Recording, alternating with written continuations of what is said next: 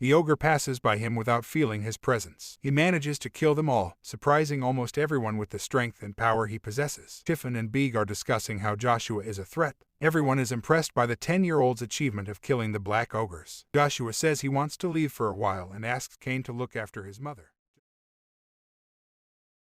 Joshua believes he's come to the right place, and he just needs an informant who will retrace the past events for him. The man takes him to the place, which seems very low-key. Nobody questions him or gives him bizarre looks. They take him through 3 doors and eventually take him to a room and ask him about what information he requires. The man is surprised to have found that Joshua is already aware of his occupation. Joshua is surprised that the man knows his identity, even though the Duke managed to hide it all these years. From Joshua's expressions, the man realizes that he's confused about how everyone's aware of his identity, but he assures him that nobody except a few men of the place are aware. The man offers to provide Joshua with first-class information, and Joshua knows he might ask for something in return for providing him with such valuable information.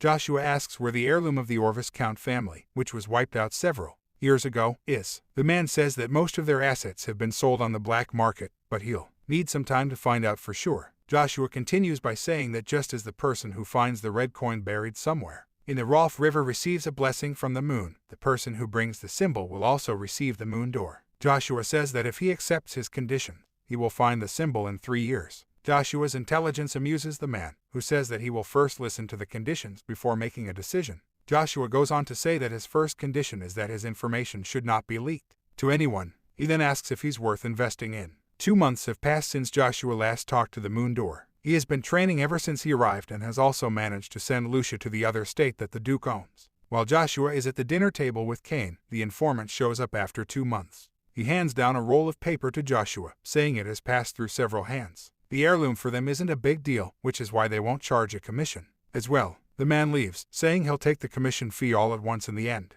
Joshua is suspicious of why the man is being so generous to him. Joshua learns that the Orvis Count family was once a renowned magician family on par with the Rebecca family in the Avalon Empire. Long ago, the Orvis family members were the only ones not treated with contempt because they were magicians of Avalon.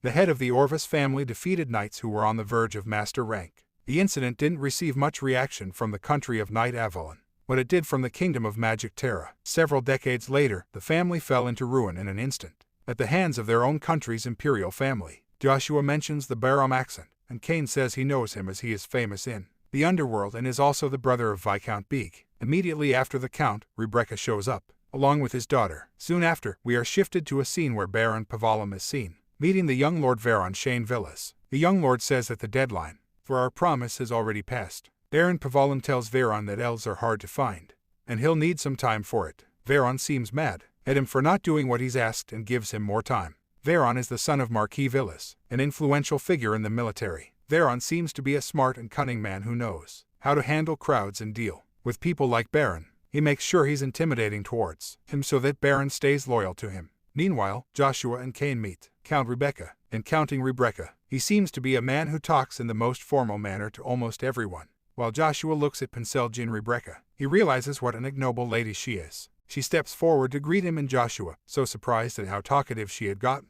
Immediately after, Veron shows up with his subordinate. After looking at Penseljin, he is amused by her beauty and asks where she's from. Penseljin seems to be taken aback by his statement and doesn't respond, which makes Veron feel insulted. It is obvious that Veron is a man who boasts his family's name but is really of no use. Joshua stops him from insulting Pencel and, as the Duke had told him earlier, says that his name is Van Frederick. At the Lock Castle, Beeg and his daughter Anna are sitting at the table with a man covered from head to toe and looking mysterious. She informs him of Joshua and his monstrous skills. The man is triggered and asks why he hadn't known any of this earlier. Anna tells the man that she has a plan and that she'll be joining the academy soon. Meanwhile, at the restaurant, Veron asks Joshua who his family really is, and Joshua says it's none of his business. Veron asks Joshua to kneel down and apologize, but Joshua refuses. Veron's subordinate knight attacks Joshua, but Joshua defeats the B-rank knight with a single blow. Veron is shocked that a 10-year-old is able to use mana and defeat a strong knight. He asks Joshua for his real identity again, and Joshua strikes at him using only his fist, making him fall to the ground. The knight asks him to stop and let him go, but Joshua is enraged and doesn't let go of Veron. Joshua takes off Veron's ring and tells the knight to come to the castle and get it from him if he really wants it back. If not, he'd sell it to the black market. Joshua leaves with Cain, and Iceland follows. Veron and Mucker reach the castle, and Veron is enraged at the way he was treated at the restaurant by Joshua, whom he believes is Sven Frederick. He asks Mucker to find out about his family, and he'll make sure he kills everyone related to Joshua because of the way he was humiliated.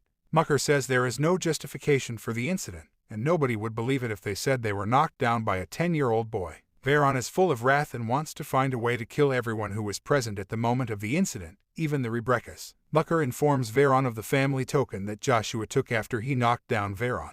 Mucker says they'll first send a substitute to get the token from Joshua, and based on how Joshua reacts, they'll take their next step. Joshua is in the restaurant, aware of Veron's plans, and knows that he'll send a substitute now. Cain, however, is observing Joshua closely and realizes that everything Joshua does has always been his plan, and he'll be surpassing all expectations. Lady Iceland thanks Joshua for helping her, as if he hadn't helped her, things could have gotten worse. Joshua says he'll ask her for a favor in the future in return for what he did for her, and she agrees. Baron Accent Provalum has come as a stand-in to say sorry and return the Villa family's token. Joshua asks him to get Veron the next time he comes, or else the token will be melted. Baron is agitated and says he'll get Mucker instead. Joshua agrees and, in return, asks for Baron's rings that he's wearing. As Joshua and Cain reach the castle, Cain asks Joshua why he'd taken the Baron's ring, and Joshua explains that it is the treasure of the Orvis family named the Elf's Tears. Elves, with their beautiful appearance, were a fascinating race to humans, and for that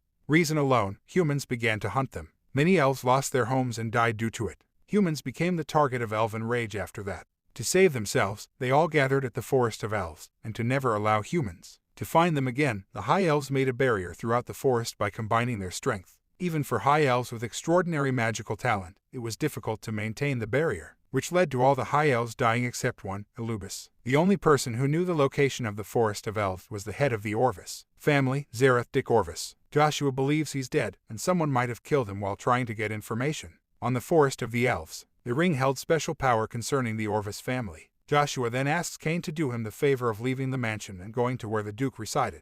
Cain couldn't leave Joshua alone, as he thought annoying things could happen to him, especially when he's alone with no knight tending to him. Veron could also attack him since he's a part of the academy and has some special skills. Joshua says he's way too good at enduring and will manage alone. He further asks Cain for another favor, which is to learn the way of the sword from the Duke, which Cain accepts. At the center of the vast Igrant continent there is an ivory tower so high that it could pierce the skies. It is the sanctuary as well as the pride of magicians, known as the Magic Tower. As the magicians are seated around the table in the Magic Tower, the Magic Town Master as well as the heads of the 7 magicians ask why the 3 seats are empty. Marcus replies that Flame and Void don't like to stay in one place, and Thunder has left for an important matter on the case that he's working on. He continues the meeting without them. The main topic of the meeting is the Primordial Stone. Theta, who holds the 7 magicians' storm seat, gets a little too casual and is stopped while he jokes around. They are informed that Bronto has been taken away, which is concerning.